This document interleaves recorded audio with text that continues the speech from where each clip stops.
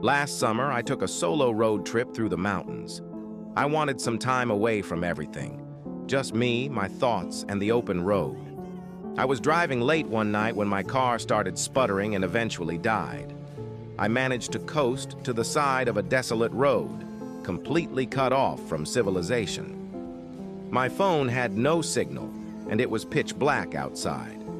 I remembered passing a small town about 10 miles back, so I decided to walk there and look for help.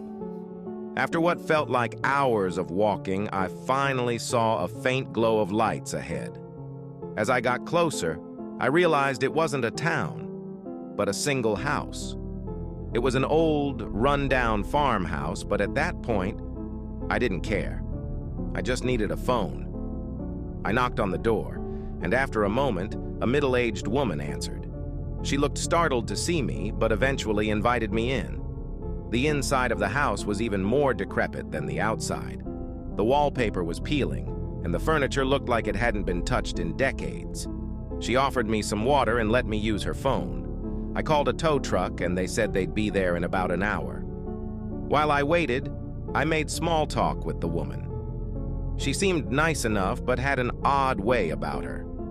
Every now and then, she'd glance at a closed door at the end of the hallway with a nervous look in her eyes. I asked her if she lived alone, and she hesitated before saying yes. About half an hour later, I heard faint shuffling noises coming from behind that door. I asked her if she was sure she was alone. She laughed nervously and assured me it was just the house settling, but her eyes told a different story. Follow for part 2.